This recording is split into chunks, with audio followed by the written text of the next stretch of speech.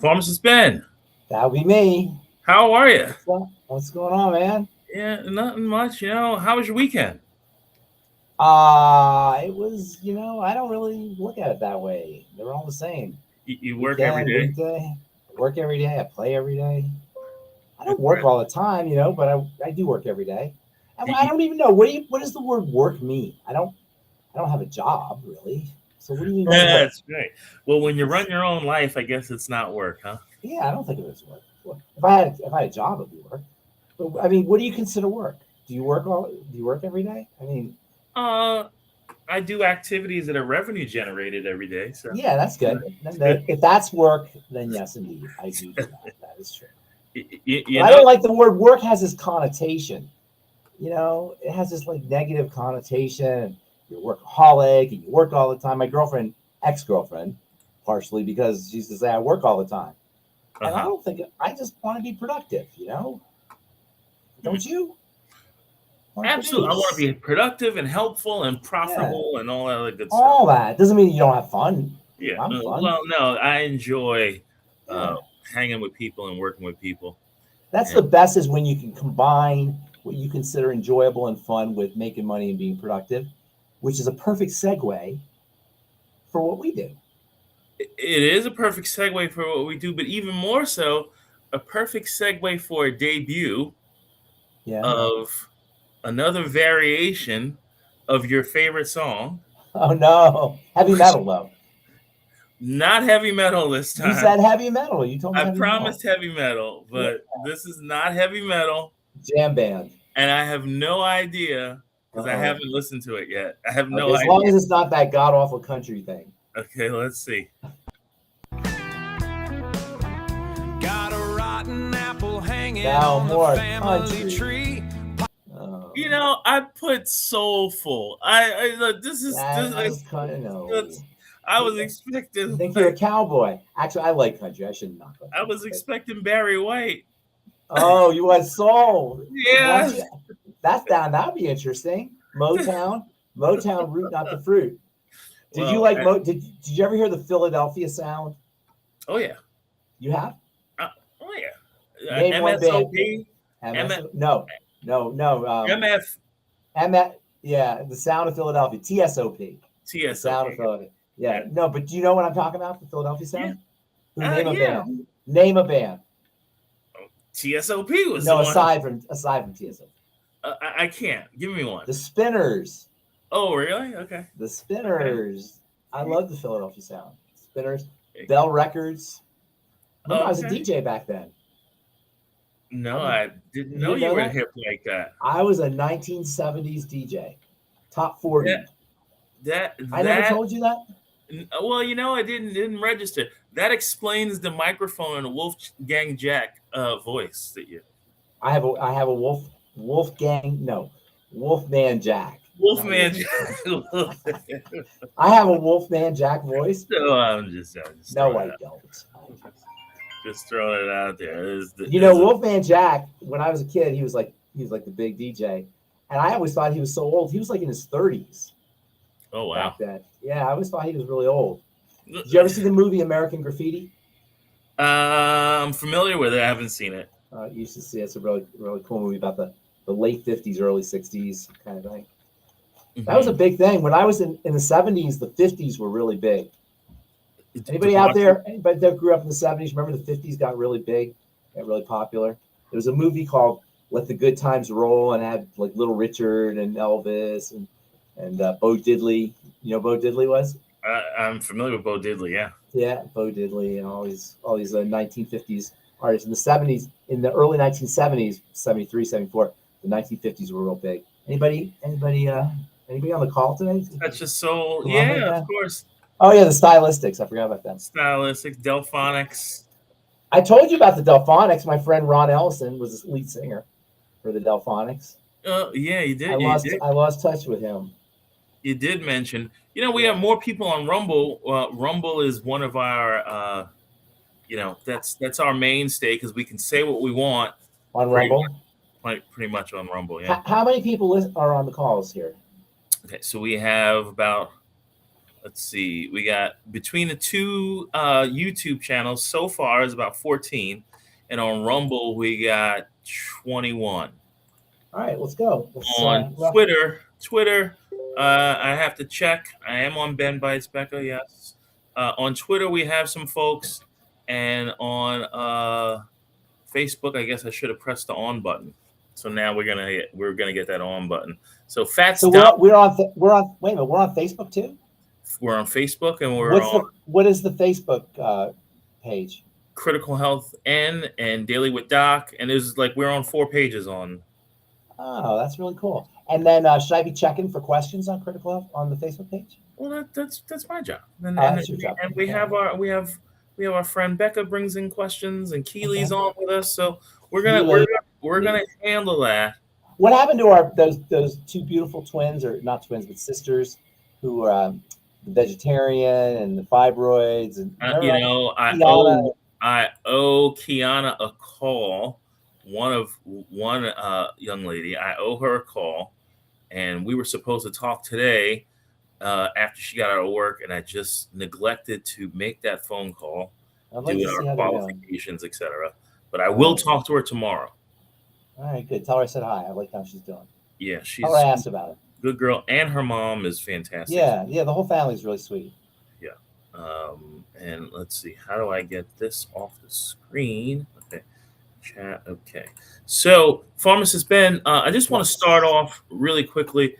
I had an article about the integration of nutrients, minerals, and natural derivatives in modern pharmacopeia, a comprehensive analysis of FDA approvals of molecular origins. You know, the couple ideas that I wanted to discuss, which this whole thing was prompted by you mentioning the fact that a non-essential mineral, bismuth, was the root of Pepto-Bismol, or the active ingredient, the thing that really makes it run. And that got me to thinking. It's actually a combination. I think it's bismuth subsalicylate is the technical term. Okay. Right? And so the salicylate has an anti-inflammatory effect, but the bismuth gives it that coating. You know, they say it has that pink coating kind of quality. That's the bismuth. Okay. Well, just a couple of different ideas then sprung from that, which was, I'm really curious to know how many natural substances are actually converted in a way that can be sold as a pharmaceutical and patented and, made billions of dollars from. And the research kind of said that 70% of are derived from some. It's not like some guys sitting in a lab thinking of novel things. And no, they're tweaks. They're tweaked versions. There's a drug called I forgot what it's called actually. It's an omega-3 fatty acid, right? Like EFAs, ultimate EFAs. Mm-hmm. They tweaked it a little bit, and they sell it for like $150 a month. Uh-huh. And all it is omega-3 fatty acid, small dose of it, and they use it for the heart. Take your ultimate EFAs. Modern medicine depends on amino acids, especially in the world of nutrients, but also lipids and minerals. This is on the article you sent me, and vitamins, and also plant biomolecules. And so there are actually what they call small molecule drugs that are directly natural products or natural derivatives. Mm-hmm. And if you include the synthetic drugs that are inspired by natural drugs, you're talking about, the combination, 40%, 35-40% of drugs. Cancer drugs are especially natural and nature derived because there's lots of molecules in plants that kill cancer cells, and so they concentrate them. So it's almost 80% of cancer drugs are natural or derived. They call them nature derived. And then, as I say, amino acids are also a huge, over half of these small molecule drugs are amino acids. Things like gabapentin are derived from amino acids. And it seems like the amino acids acts as a structure for a lot of the drugs that they're creating. Amino acids themselves can be very medicinal and therapeutic. Phenylalanine, for example, and tyrosine, which are similar, those act like speed or like caffeine. Mhm. Arginine is a very powerful vasodilator, opens up blood vessels. Glycine is very important for building connective tissue. It's anti-inflammatory properties. Glutamine is a fabulously valuable amino acid. In fact, there's some healthcare practitioners tell you not to use a lot of glutamine because it can be used, it has so much activity, and that's an amino acid. It's the most abundant free amino acid in the body or in the blood, and very important for muscle building and for the digestive tract. So amino acids in particular have therapeutic properties, either just straight amino acids or as scaffoldings for drugs. Mm-hmm. And then very interesting also, where they talked about, you always talk about the importance of B complex, and they're just talking about Crazy important. massive doses of niacin then being a drug. A drug, yeah. I don't know why. I don't think it's legally a drug. I think has a drug-like effect. I don't think it's legally a drug. Vitamins typically aren't going to be drugs. And niacin is. They call niaspan or slow niacin. Okay, now what's a little different. There are companies, drug companies, that will market a supplement, but they'll register it like a drug. Like niaspan is one of those. You're right. And that is still niacin. And there's no reason to get it like a drug, but they'll market it. The doctors will write a prescription for it. Your insurance company will pay for it. So it seems more medicinal than just going to the health food store and getting niacin. But it's basically the same stuff. Interesting. So it's very hard for a medical professional today in the year 2026 to deny the power of nutrition. They may say, oh, well, there's no studies and this and that and the other, but the number of people now in 2026 compared to even 30 years ago, 25 years ago, that are getting benefits from nutritional supplementation make the idea of the power of nutrition incontrovertible.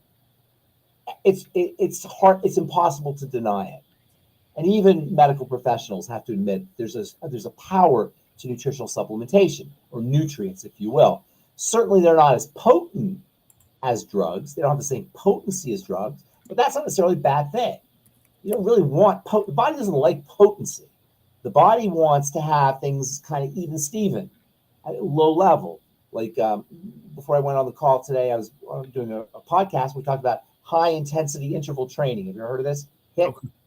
Yeah, the body, when you have intensity in the body, it wants quick intensity and then off. And that's why high intensity interval training is so good.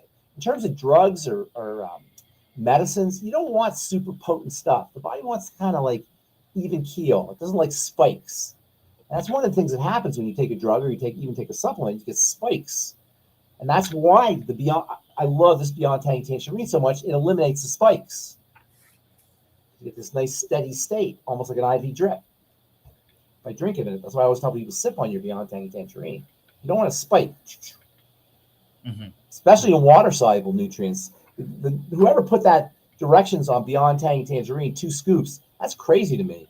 2 scoops in a glass of water. First of all, you can't handle that much. A lot of people can't handle that much. But second of all, what'll happen is if you do all your nutrients all at once, you'll get a spike, and then you'll excrete it. Well, I think the old one, I think the original Blue Cap had 2 scoops. This is 1 scoop. Okay, that's a little better, but even still 1 scoop. A little better. I do like I do like maybe a tablespoon in 16 ounces of water. Wow. Yeah, sometimes even less.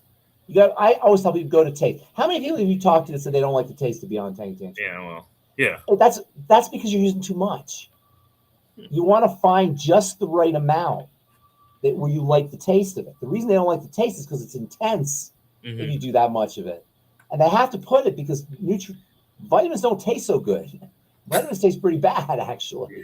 So they have to put stuff in there to make it palatable because you're drinking it. And if you try to do too much of it, it's just too intense. And I talk to a lot of people who say they don't like the taste, and that's not because they don't like the taste, it's because it's too much. They don't like the intensity of the taste.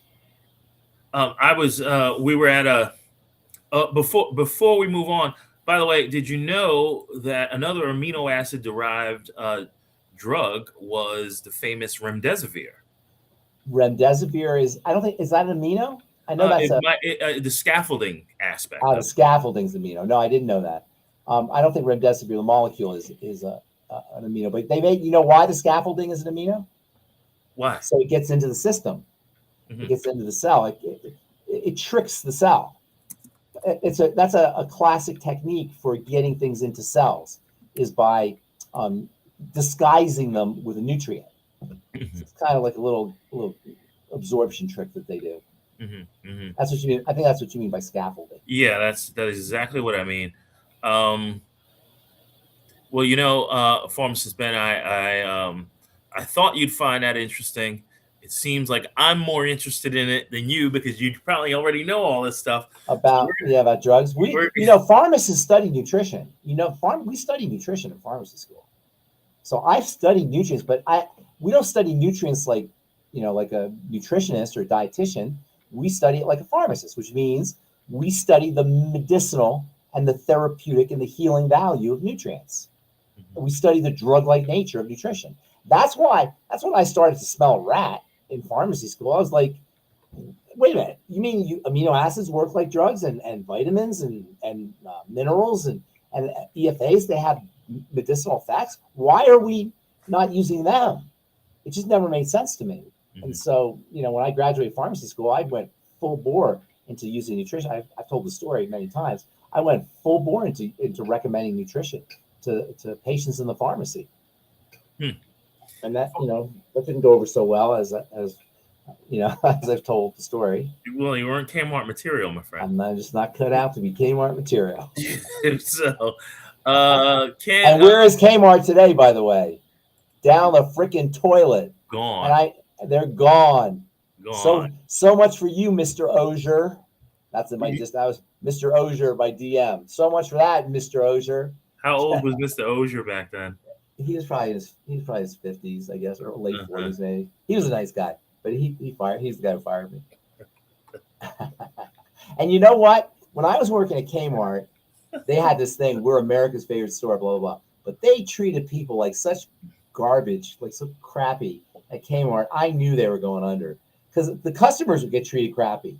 The Kmart treated the employees crappy, and then the employees would treat the customers crappy. So I knew they were going under. Could always get a bargain at Kmart though. So. Yeah, but Walmart came along and that was it. Knocked them out the box. Yeah, we have a question here from Houdini. Can B12 cause toxicity if consumed too much? You'd have to take a lot of it, a lot. If you inject a lot of it, there's some skin rashes you can get. Not really. If you take it orally, there's a safety mechanism. You have to have a certain protein in your stomach, a peptide in your stomach to absorb B12. And that's a safety mechanism because B12 is the most powerful vitamin. Interestingly, B12 is the only purple vitamin. It's a very beautiful vitamin. I used to buy B12 in bags, and I would make a nutritional drink with it because it does give you some quick energy. It's purple. And interestingly, purple vibrates at the highest frequency of all the colors, right? Roy G. Biv, you know what I'm talking about? Red, orange, yellow. So violet vibrates at the highest frequency, purple. Violet's the highest frequency. So B12 is the only purple vitamin, vibrates at a very high frequency, and is active in tiny, very small amounts of micrograms. And because it's so powerful, the body has a mechanism for making sure you don't overdose.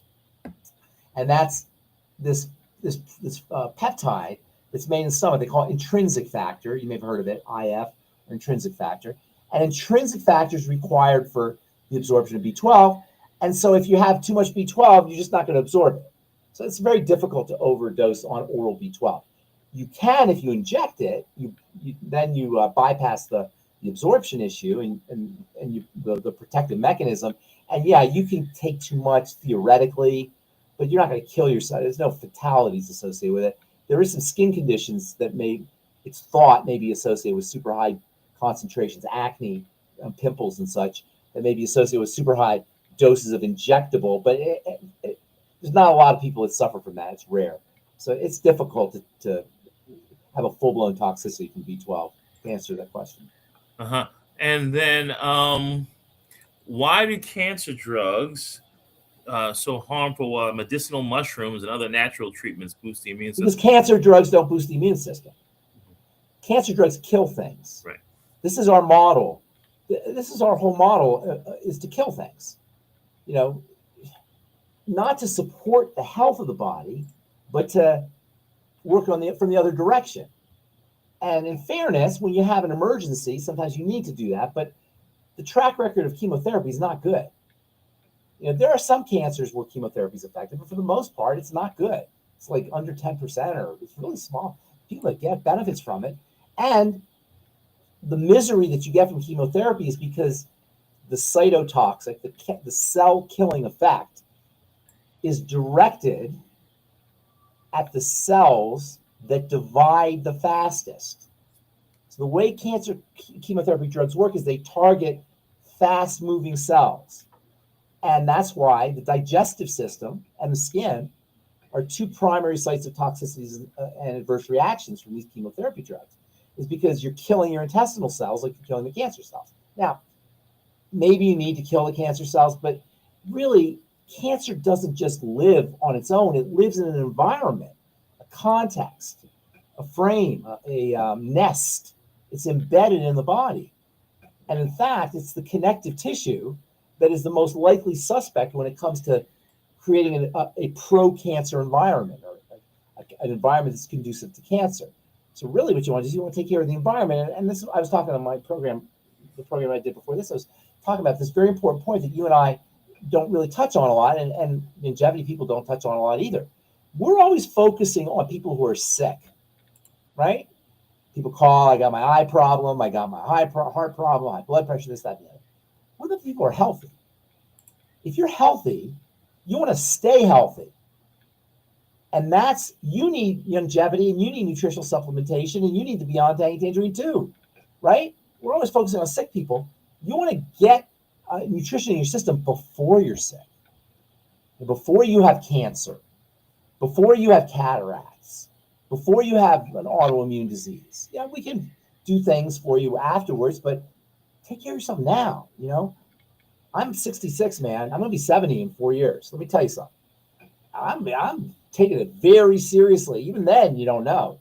You know, there's no guarantee. There's no guarantees anywhere. But I'm taking it very seriously at the age of 66. Luckily, I've been taking it seriously my whole adult life pretty much. But, you know, when you're healthy, AJ, God bless you, you're a healthy guy. Now's the time to do it. Pharmacist Ben, I was given some news today. Yeah.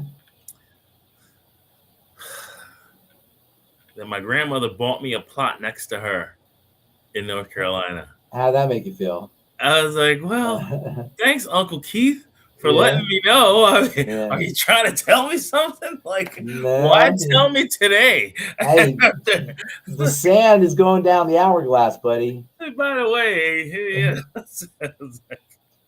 that's how it is, man. We only get a few bites at the apple. You know, I say it's like a football game, right?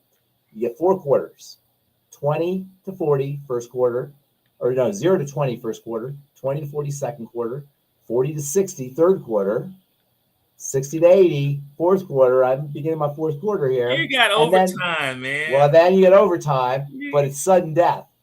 No. It's overtime, yeah, but it's sudden death. So you want to get overtime, but after 80,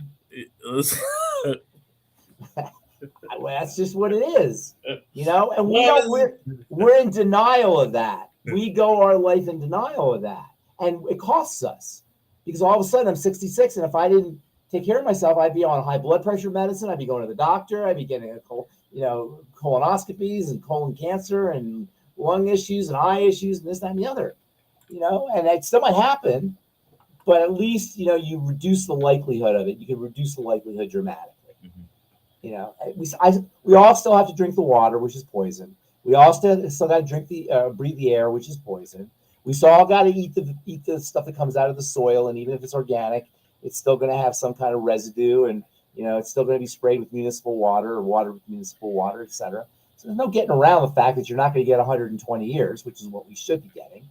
But you want to do it you want to go into it gracefully. Mm-hmm. And you know, people should be so lucky to be as healthy and such a model like you are at 66. No, I don't want to go there. Don't go there. I don't want to curse me on that. I don't know. I don't know what's going to happen. Well, none of us do, but No, I think you you're don't doing know what's well, gonna, man. Listen, I think you're doing pretty well. all right. So Renee sent in a question. I got a gout flare up in my pinky toe for the first time that lasted a good week. That's I took awful. celery seed.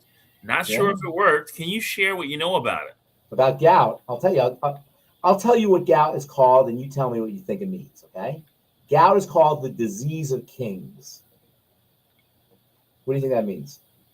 It means it's only for people who eat too much and Exactly. People who feast. Who can gorge. Gorge, exactly. It's a gorging disease. And I'm exaggerating a little bit, but back in the day, gout would only occur to very wealthy people who could, who ate, lots of food and lots of indulgent food. They feasted. They call it the disease of kings. It's associated with fructose. It's associated with liver issues. It's associated with diabetes. And guess what else it's associated with? Digestive health. It's the triangle of disease in living color. It's the triangle of disease come to life, especially, and fructose can be especially problematic. So, when people take things like celery seed and cherry juice, and, you're working with remedies. I don't do remedies. Remedies are for people who don't understand mechanisms. You know what I mean? I talk about mechanisms, and this is worth a quick discussion here. I spend a lot of time, like sometimes we'll do a talk and I'll answer one question or two questions, right? Because I'm giving you mechanisms. You want to know the mechanisms. If you're an engineer, you want to know the mechanisms. If you have to repair an engine, you got to know the mechanism, how the mechanism works. And we want to start looking at the body like it's a system, like it's an engineering system, not like it's biological, like it's engineering. And that means you troubleshoot. And in order to do that, you got to understand the mechanism. So when people give me these remedies, that's like superstition to me. I want to hear, unless there's a mechanism. So with gout, it's called gouty arthritis is the technical term for it.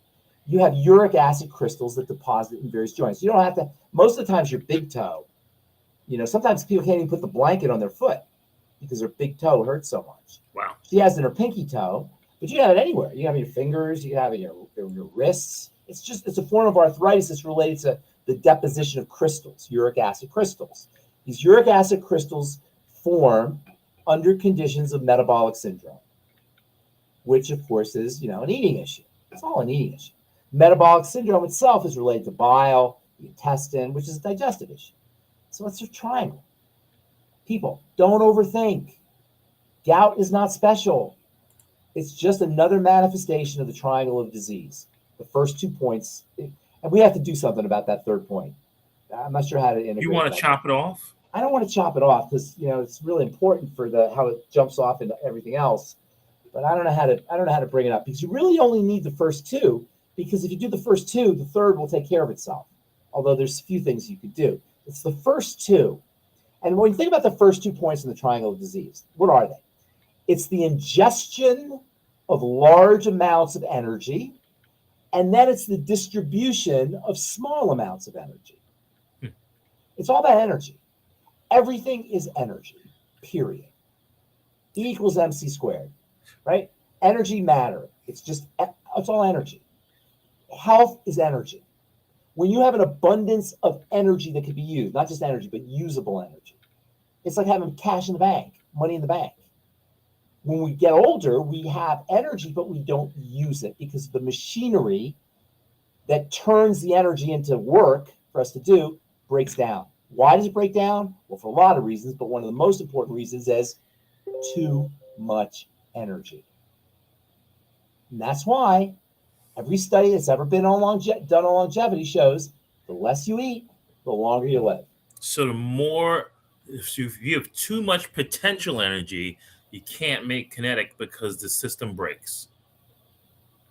I have to think about that, but that sounds about right. It's just, you might want to explain potential kinetic energy, folks. Potential energy is the possibility of energy, the storage of energy. Kinetic energy is the energy of movement, and it's more quantum than that. Kinetic energy refers to large, movements. It's more quantum energy, and I don't want to get too much into quantum chemistry, but what we're talking about here, and I will get into a little tiny bit of quantum chemistry because it's very fascinating. It's kind of important, but I don't want to go all wonky. You eat a food. eat a hamburger. It goes into your stomach. It gets broken down into its amino acids, into its peptides, into its vitamins, minerals, etc. The vast majority of that hamburger is going out the other end. It's getting excreted. A very small percent, I don't even know, 1%. But yeah. A vast majority of that is excreted. Excreted. If your digestive system is working If you're excreting, if you're excreting. If you're not excreting, it just sits there and rots. And becomes a toxin. It putrefies. Literally. I just want to make sure that people are at that point. One of the chemicals it makes is called putrescine. It literally putrefies. It rots in your gut. And there's a lot of, what's his name? John Wayne. Remember John Wayne? Yeah, he famously, when he died, he had like 20 pounds of impacted material in his intestine. So most of it anyway is excreted. The point I'm making is then everything else goes into the bloodstream. This is what's supposed to happen. There's all kinds of things that get in the way, but it's supposed to happen. Stuff gets into the bloodstream. And that stuff that gets into the bloodstream is made up of things like vitamins and minerals and aminos, and fats go through a little different route, but eventually those go into the bloodstream. Phytonutrients. But one of the components that gets into the bloodstream is glucose. Glucose is sugar. The body cells run on sugar. They can run also on ketones, but mostly they're trained to run on sugar. So what happens is all that fat that you ate, all the protein that you ate, all the carbohydrates that you ate, eventually they'll get broken down. They'll get broken down into carbohydrates, to glucose. Okay. The glucose then that's the big chunks. That's the big energy, macro energy, food to glucose. But then you've got the micro energy, the second step. Because you got food to glucose, step one. Then the second step is glucose to energy. And the way it happens, I'm not going to tell you how it happens because it is so mind-blowing. It is so jaw-dropping. If you really understand it, you just want to get on your knees and praise Jesus. Abbreviated version. The abbreviated version, I'll try and, it's really fascinating. You have little pieces of electricity on glucose, on the glucose molecule. They call them electrons. Okay, you've heard the term electron, right? So to put it simply, an electron is a piece of electricity, but it's a quantum piece. It's when I say piece, you can't comprehend how small that piece is. If you take an electron, compared to I'm just going to give you a little interesting visual. Okay, so the way an atom works is you have a center and then you got electrons around it. And by the way, this is just a model, and these days we don't even think it's accurate. But the model is you have a center and stuff around it, right? The nucleus, right, in the atom, and then you get the electrons around it, right? So to give you a size, supposedly, there's a lot of controversy around this, but anyway, that's the model. So, but to give you a perspective of how small an electron is, the atom is obviously small. It's the smallest thing there is, right? You could fit. There's more atoms of water, more atoms in a glass of water than there are, stars in the universe times 10 probably. Wow, that's how small an atom is. So an atom has a center called a nucleus, and then around the atom circulates electrons. Well, if you want to put it in perspective, the atom would be like a stadium, and the electrons would be like little people on the top of the stadium. Or I'm sorry, the atom would be like a quarter in the middle of the stadium, and the electrons would be like little people on the top of the stadium. And everything in between would be empty space. That's the atom. So the atom is so tiny that, the electron is so tiny you can't even comprehend it, but it's a little piece of electricity. That's a digression. I don't want to get confuse anybody with that. The point I'm making is, in this machinery, there's a machine in the cell, and in this machinery, the glucose comes in, the electrons get ripped off, and then they do this entire journey through a bunch of chemistry, and at the end comes out ATP. That little black box that I just talked about is so unbelievable. It's so incredibly complicated, nanostructured, nano-architected at the tiniest levels. You can't even comprehend how that happens. And it's very susceptible to damage. Very. What And is susceptible to damage? the machinery that's turning that electricity into chemical energy. Okay. And by the way, the machine's called the mitochondria. And within that mitochondria, you have all this convolution, all of this stuff going on. And it's very, very, very nano-architected. Do you know what I mean when I say that? Yes. Nano-architected.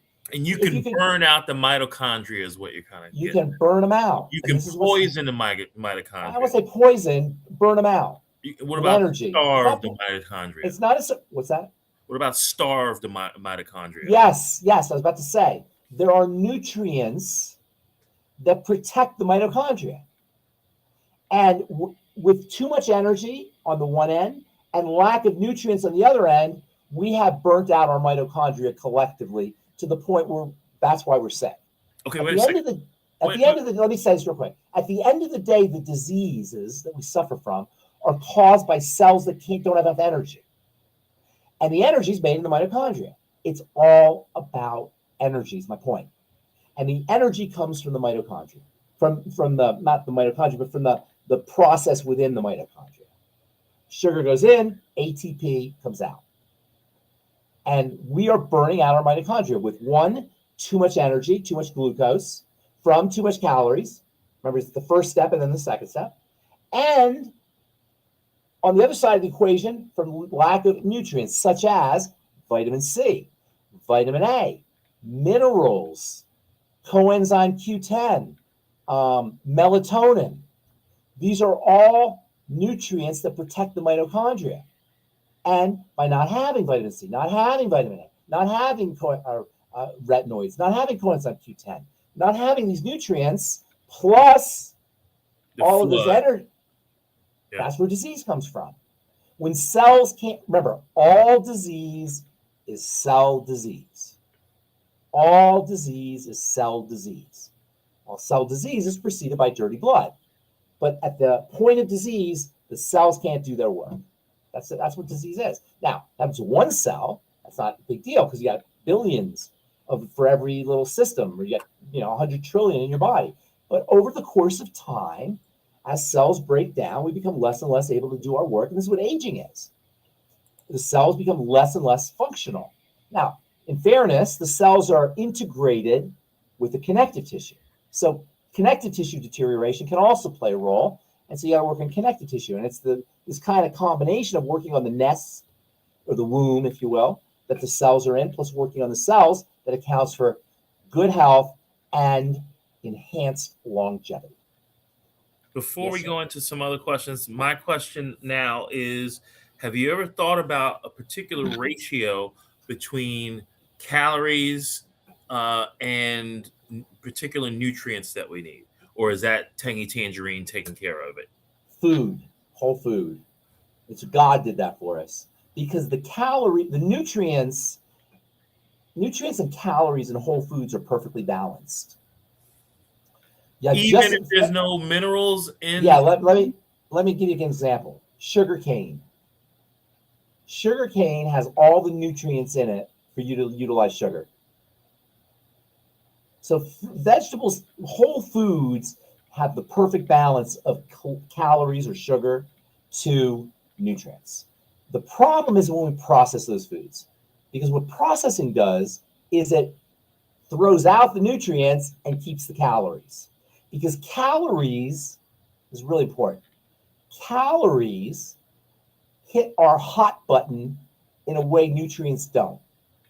Because for eons, for thousands and thousands and thousands of years, tens of thousands of years, hundreds of thousands of years, there were no calories.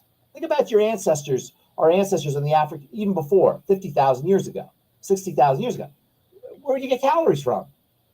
It was very hard to find calories. So we evolved to really, really love calories.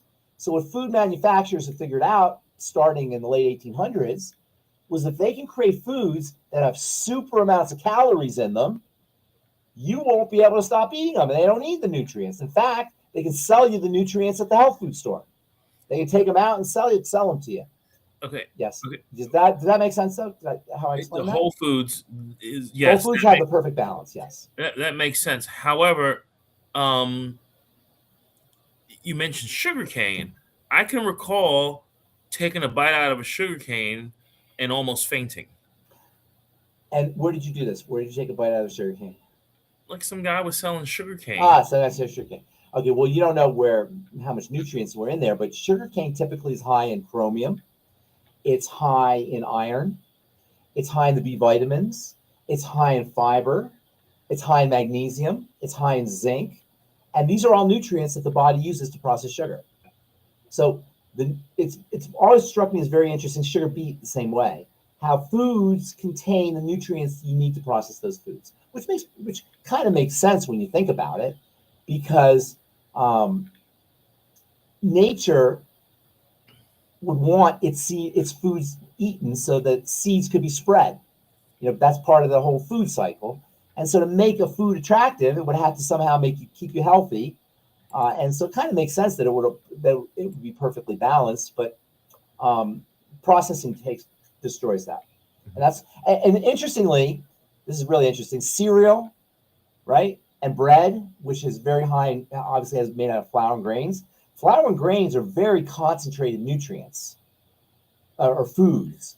They have lots of nutrients in them. Grains do in particular. All seeds do, and grains being seeds.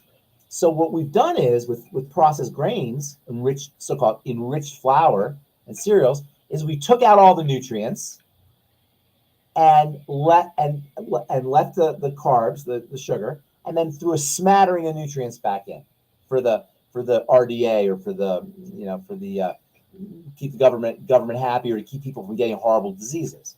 So the question is, why did you think they took the nutrients out of the grains in the first place? Why did they just leave them there instead of taking them out and then putting them back in? Do you have an answer for that? Yes, of course I have an answer. The answer is greed. Not quite, but yeah, everything boils down to that, but not directly. If they left the grains in the flour and the seeds and the grains, or if they left the nutrients, in the grains and the seeds and flour, the bugs would eat them. So when they take the nutrients out, the bugs don't want them anymore. They last longer. They did it for shelf life. But then they noticed people got diseases. So they put a little extra, they put a smattering in there so you wouldn't get a disease. Mm-hmm. So you're saying if I grew my own grains. If you grew your own grains and you sprouted them, because grains have things in them called enzyme inhibitors. All seeds do. They have, and that's a problem. The inhibitor, why do you think a seed would have an inhibitor? Because it doesn't want to be eaten before it can proliferate. It doesn't want, exactly. Okay. So it goes to sleep. The seed's asleep. Has incredible nutrients, but the chemistry in the seed is asleep, dormant. And the way nature keeps the seed asleep is with enzyme inhibitors. Problem is, when you eat the seeds, the grains, you get the enzyme inhibitors. They call them anti-nutrients. Things like phytic acid, which gets a bad rap. Those are anti-nutrients, and they keep the seed asleep. And so the real way to do grains correctly, and this turns a grain from a problematic food into an awesome food, the best food, probably among the best foods, is sprouting it. Because when you sprout it, you bring it to life. And all those nutrients that have been asleep are now alive, and they're readily absorbable, including the minerals. And that makes sprouts arguably the most perfect food. Algae are up there too. But sprouts are pretty, case can be made, they're the most perfect food you can eat. Okay, well, sprouts. Last week you said eggs. But the problem, last week you said eggs were the most Hang on. Hang on, let me clarify here, okay? Let me clarify. So a sprout is so good that you have to eat it really quick, because they get bacteria, they get mold, they get funguses really quick, because they're so loaded with nutrition. An egg is also very, very powerful, but let's see how that would compare the egg. The egg is more complex. Mm-hmm. The egg has more complexity to it. And the complexity to an egg, while it has the perfect balance of nutrients in it, makes it more difficult for the body to process than a sprout. A sprout is very easy for the body to process. It's like instant energy. It's like instant nutrition. An egg, your body has to not only process it, but you can also react to it. So it can activate the immune system because it's a living protein. But the sprout, you don't have those problems with. Although you do have to eat them fresh because everything likes sprouts. Okay, bunch of questions, rapid fire. Rapid fire. I don't know if I could do that. I know you can't. So,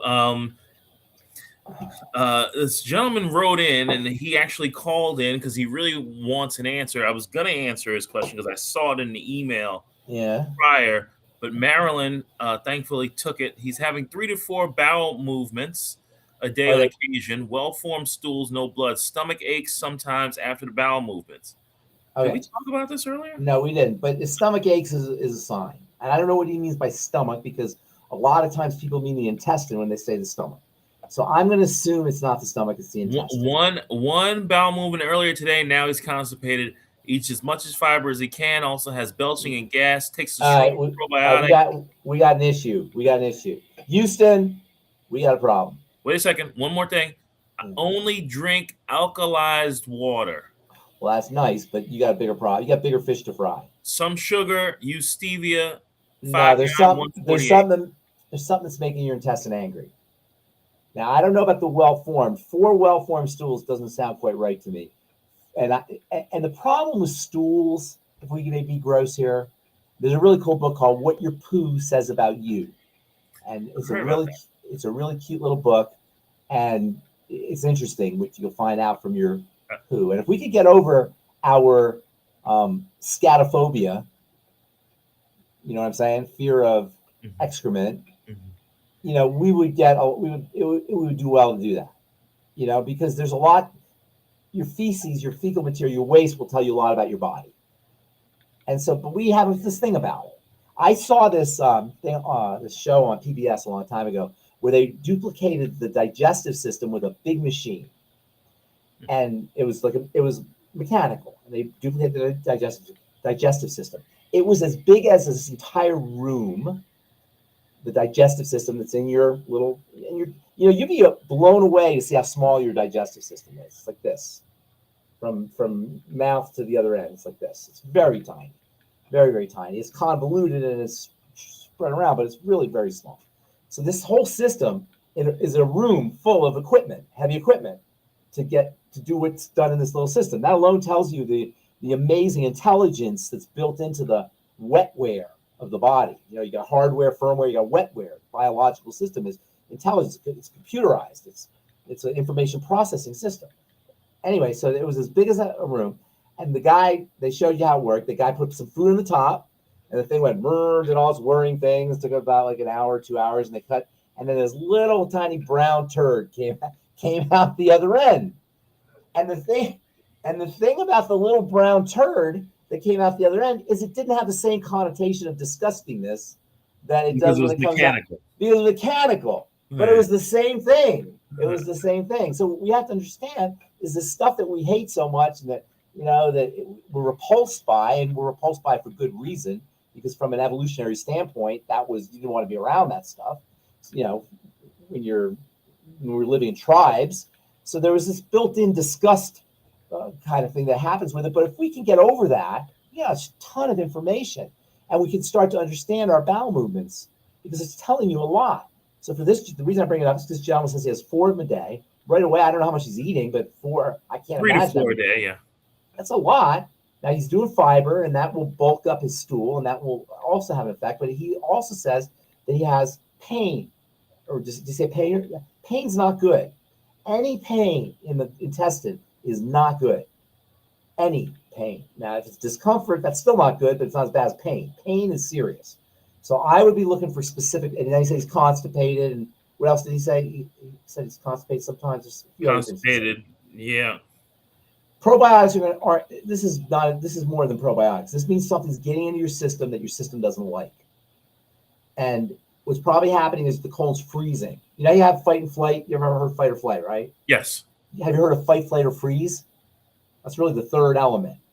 There's fight, flight, and freeze. They don't tell you about freeze, but that's the third element. Freeze is the deer in the headlights thing. Right. And there's animals that will freeze. There's a freeze response to trauma, to fear. So you fight, you flight, or you freeze. And that's built in. Well, the intestine does the same thing. The intestine will seize up. It'll freeze when it's been attacked by the wrong thing. So you could be putting the wrong thing in the system and things could be clogged up. Dairy is notorious for doing this. So cheese, but it could be a lot of things. I don't want to blame any things, but it sounds like you got keep the food diary. A whole bit, absolutely. And I know the food diary thing is a pain. I'm telling you, it's so important. I want to. I don't know if I have time to read you this letter, this kind of text I got from this lady. Jerry, make sure you reach back out to Marilyn. Marilyn's going to help you, and I'll forward your other email to her as well. Okay, hang on. Hang on. So I was talking to this lady. She heard me on Coast to Coast, and her son had something they called autonomic dysfunction. Okay, now hopefully I can find her freaking text today. They call it autonomic dysfunction. His heart would race. He had heart palpitations. He was dizzy, brain fog. He was 18 or 19, I think. Oh, shoot, let me see how I can do this here. I want to read this to you. And they called me up, and guess what I told them? What's the first thing I said? Forget autonomic. They were going to take the Mayo Clinic because the doctors couldn't find anything. So they were going to take it to the Mayo Clinic. Let me see if I can find this note here. Amy. Shucks. Let me see. You know what? If I can't find it, shucks, I can't find it. Don't you worry. I got a question if you can't. Oh, I can't find it. I wanted to. Anyway, he had this autonomic dysfunction. Poor kid. And so I said, do a food diary. She texted me like a week later. Oh, every time I have cereal, I have heartburn. And every time I have bread, I get dizzy. And every time I have, all the foods, eggs, and, all the foods you're not supposed to eat, burritos. And he has a food problem. And he's going to doctors, and they can't find anything. And they were going to go to Mayo Clinic. Like Mayo Clinic, more doc. What are they going to do? I love that. I hear that all the time. We went to Mayo Clinic. Really? What are those? Like, what are you going to get at Mayo Clinic? That's a better doctor? What do you think that's Mayo Clinic. He went to the Mayo Clinic, Well, at the Mayo Clinic, you got to put your tomato and lettuce with it, too. Right? Yeah, right. The Mayo Clinic's a meme. And memes do not belong in health. The Mayo Clinic. Yeah. Pharmacist Ben, Mary's asking, why would a postmenopausal woman get fibroids? She had terrible menopause and took HRT for 4 years. Could the HRT estrogen be the cause or more? Absolutely. I'm not a fan of HRT, first of all. And I forgot if I talked about it. Did I talk about it with you or did I talk about it an hour ago? I talked about it with my last show. Did we talk about HRT here?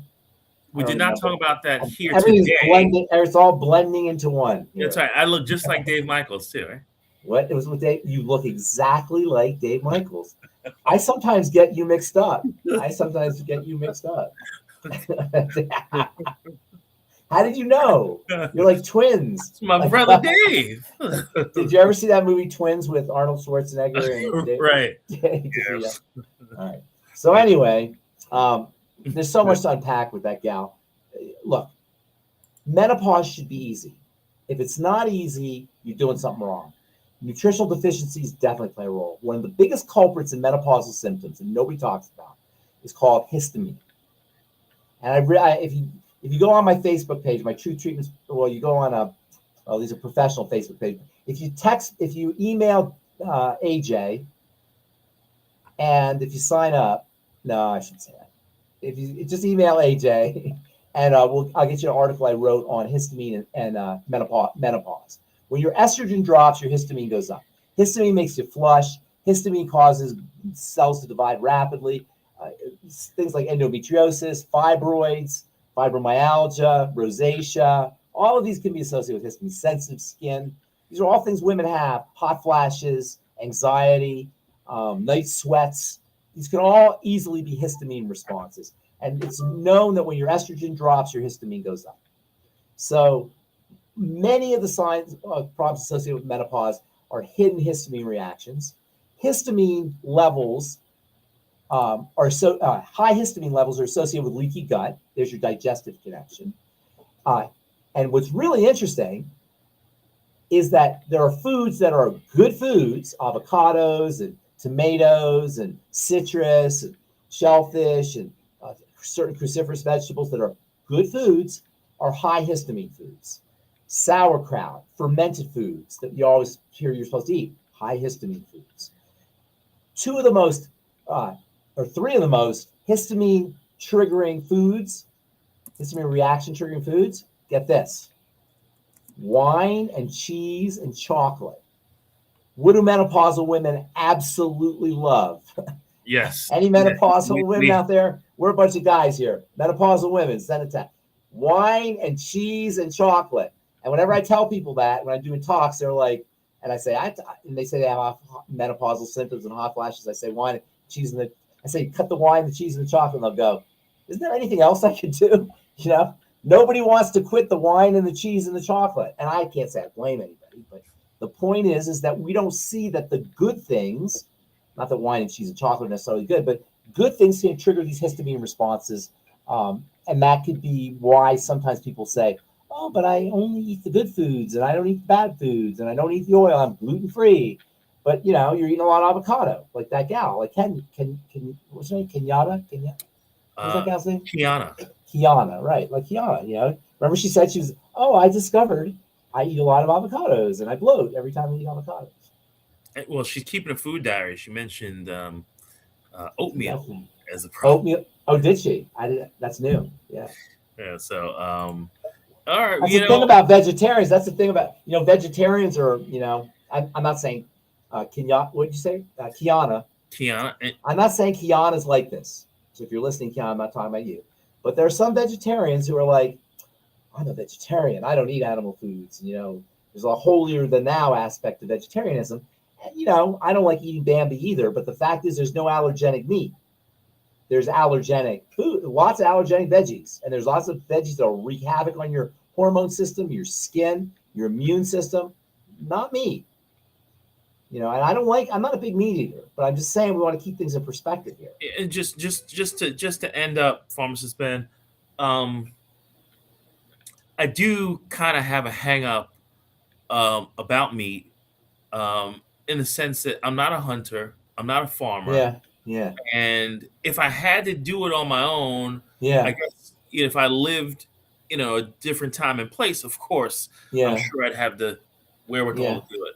But when I look at like the duck hanging from the restaurant, it's pretty hideous. It's not attractive. And it's just like, I don't like eating meat. I gotta tell you, I eat it because I find it's very satisfying, feels solid. But no, I agree with you 100%. Well, but Cheryl and Paul took us to dinner last night. Yeah. And I'm looking at Becca's steak, and I'm like, that looked good.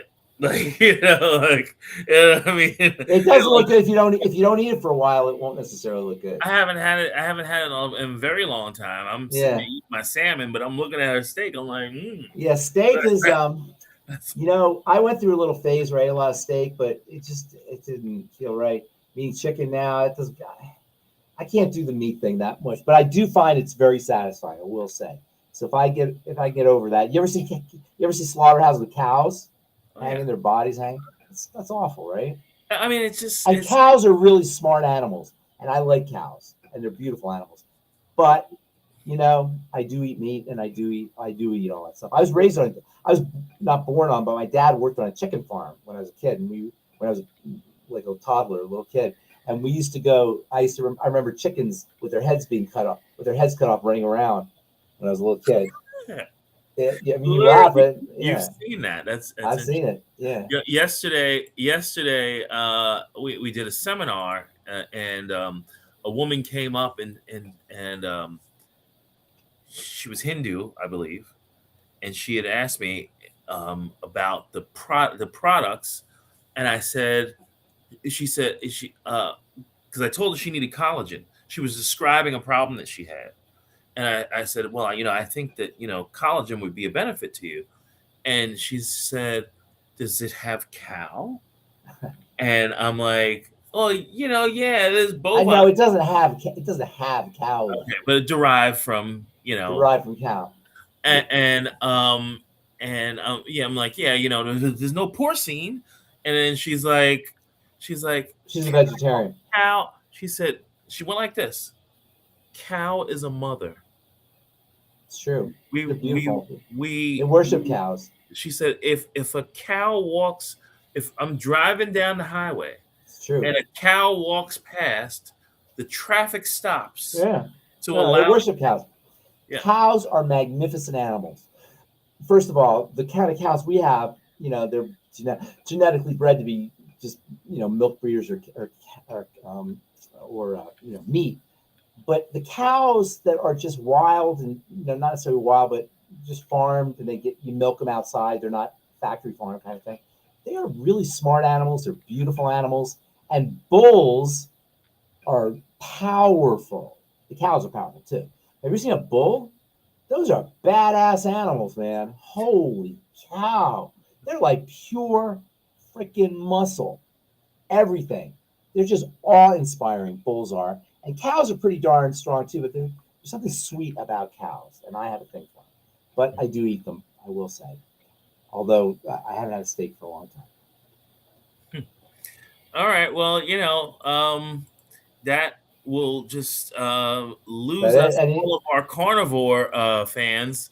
Look, Becca's on a carnivore diet, by the way. She is on a carnivore. Here's the thing about the carnivore diet or paleo diet. What they don't account for is how nasty our meat is today, and the animals. They make it sound like, our ancestors ate meat and blah blah blah. No, they hunted, and they ate wild animals. They didn't eat Costco or McDonald's. I'm certain that most of the people who are doing the carnivore diet are getting their meat from like select places. Maybe if it's select, antibiotic free, grass fed. Not necessarily though. A lot of carnivore people are just eating a lot of meat. Maybe the people we know are different, but a lot of carnivore people just eat meat. They don't realize that the meat that we're eating today is not, just the grains that are fed the meat throws everything off. Cows eat grass, and grass is very rich in nutrients, really rich in nutrients, super rich. Do you know the most nutritious? We were talking about sprouts earlier. Wheat is grass. The most powerful food on the planet is grass and algae. And what about this wheatgrass? Wheatgrass is powerful stuff. Is that wheat? Is it edible for we want to be gluten free? No. Well, if you want to be gluten free, wheatgrass, there's no gluten in wheatgrass. It's the grass. It's not the seed. Gluten's in the seed, not the grass. So wheatgrass has to be ground up. They make wheatgrass juice. Nobody eats wheatgrass by itself. You choose, because the nutrients in grass are locked up. We don't have access to them. You can't go eat your lawn. But cows have access. Not even cows. Ruminants. You know what a ruminant is? They got the 4-chamber stomach. And they got the bacteria. Mm-hmm. And so in order to process grass, you got to have some heavy-duty digestive machinery. And you've got to have creatures that can digest the grass in your digestive tract. And then all those nutrients are liberated and they go into the meat. And so animals that eat the grass are the best kind of animals, grass-fed they call them. Or if just in nature, animals that eat grass like gorillas and elephants and giraffes are huge, because grass is so nutritive and it's so abundant. It's the most abundant growth on the planet is the grass. It's like the planet is a grass planet in a lot of ways, except for deserts and such. But a lot of the planet is covered by grass, and the ocean has ocean grass. You know what we call that? Fucoid? Algae. Algae and seaweed. Yes, that's right. Algae and seaweed is ocean grass. And just like grass is the most nutritive stuff on the planet, ocean grass is equally nutritive, but because it's in water and it's immersed in water, and water kind of can interact with the molecules, it's incredibly absorbable and utilizable. So grass is great, but we can't really get the benefit from them. Algae and seaweed is perfect food. It's the perfect food. I know I said sprouts are perfect food and eggs are perfect food. They're all perfect in a certain kind of way. Grass is a perfect food for animals. And grass is a perfect food for animals, yes. Okay, well, I'll just wait till next week and there'll be a new perfect food. Pharmacist Ben, you're over time. Do we have time for one more question? We can do one more question, yes. All right, fantastic. At the end of the day, I can't stand my voice. I hate the way I sound because I talked all day, and it's like I don't like the sound of my voice at the end of the day. I want to just stop. But go ahead. How do I shut down, Dion? How do I shut down and reverse inflammation in the ankle, foots, and hands? And also, how do I lower blood pressure and sugar? Dude, that's like a whole college course right there. You got 3 minutes. You kidding me? Well, first of all, I want to see what kind of inflammation, but first thing that comes to mind is everything's settling. It's edema. So I don't know if that's the kind of inflammation you're talking about. Ankles, foots, and hands. Oh, it's hands too. Okay, gotcha. So then that's some kind of inflammation in the blood. All disease is cell disease. All cell disease is preceded by dirty blood. So the fact that it's systemic like that means it's not local. It's not like he's using his hands too much or he's using his feet too much. It's systemic. It's in the joints. If something's systemic, that means it has to be the blood because that's the only thing that travels around. So the connector is the blood. All disease is cell disease. All cell disease is preceded by dirty blood. Clean the blood, first of all. High blood pressure. Clean the blood. What was the other thing he said? Sugar. Sugar meaning like blood sugar dirties the blood. Sugar, clean the blood, dude. It's simple as that. So let me explain. Right, but if the person's writing in, they don't understand. Let me explain. I know. Okay. I'm just saying to point back to our number one, our only cause of degenerative disease is the blood. It's all about the blood. So this is a classic example of how it's all about the blood. First of all, high blood pressure. Okay, high blood pressure is an epidemic, and they call it essential high blood pressure is hypertension. They call it essential hypertension, and it's just so common. It's one of the most common biochemical dysfunctions there are is high blood pressure or hypertension. But most hypertension is said to be essential hypertension. What does that mean? Hypertension is just part of you. There's no reason for it. There's no reason for it. Well, clearly that's dumb. Everything has a reason. But the word essential is because they say that's just who you are. It's essential. It's essential to you. It's your nature. No, that's not true. If you understand plumbing and circulation and hemo or fluid dynamics, the movement of fluids, you'll understand high blood pressure. You see, the body depends on the fluids to move. When we're healthy, our fluids are moving. That means the oxygen's getting delivered, the nutrients are getting delivered, the toxins are moving away, electricity is generated as the fluids are moving. You want a healthy fluid system, like you want, like in a city, you want a healthy river system. You want healthy fluids. Over time, as we've said zillions of times, the blood becomes sticky. How does the blood become sticky? How does it become sludgy? From a leaky gut. Toxins get in the blood. The blood becomes inflamed. It swells. It's immune activated. Swell is not the right word, but what happens when the blood's immune activated, it clots, it coagulates. They call it hypercoagulability. That's the term for it. I call sticky blood, dirty blood, technically hypercoagulable blood, because the blood is a very, very pristine system that exists within tight specifications, within a tight window. And as soon as stuff gets in there, it causes an emergency. The emergency response is to clot, to slow up. Why would an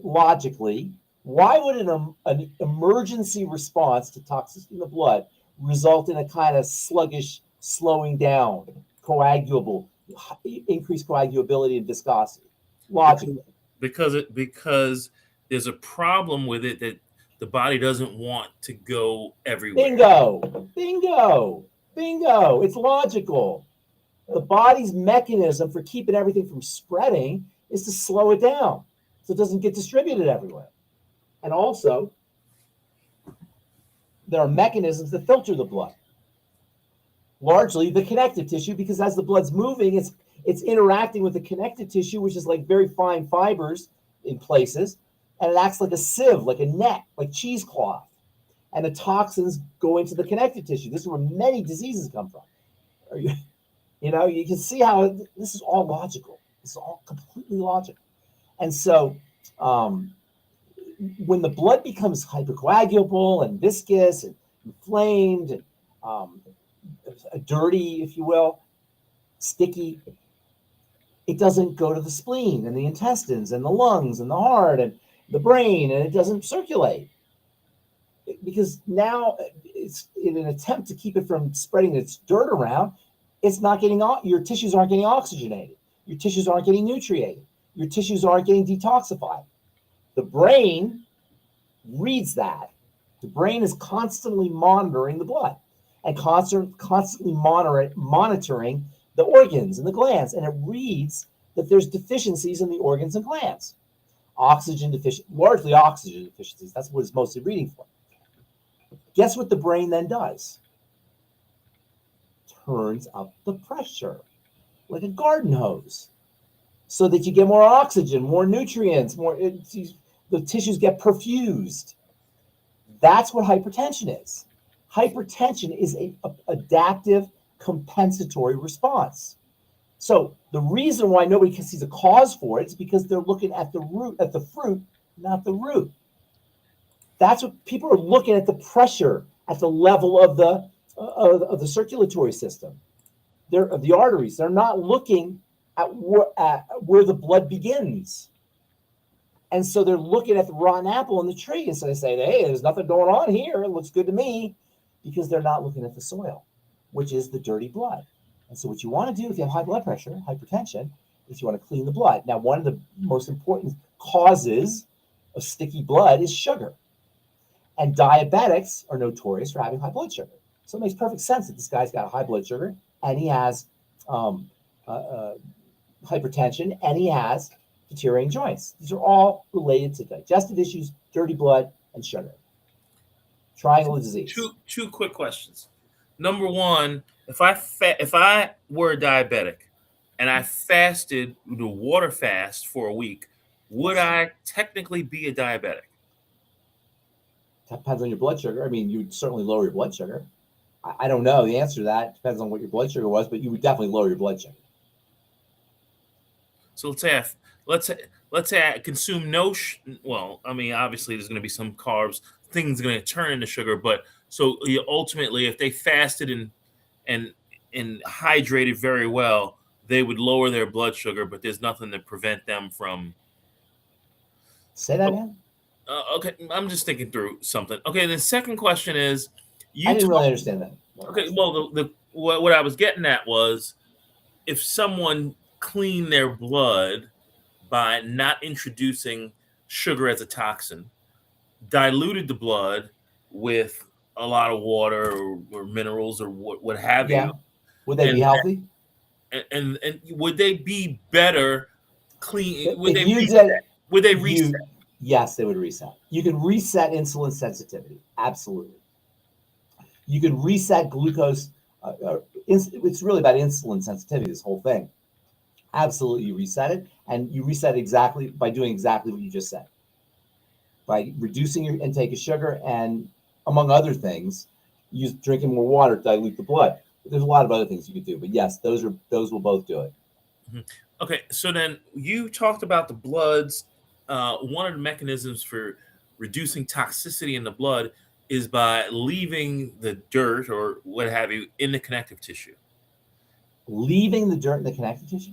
You kind of indicated. I said the connective tissue is a filter.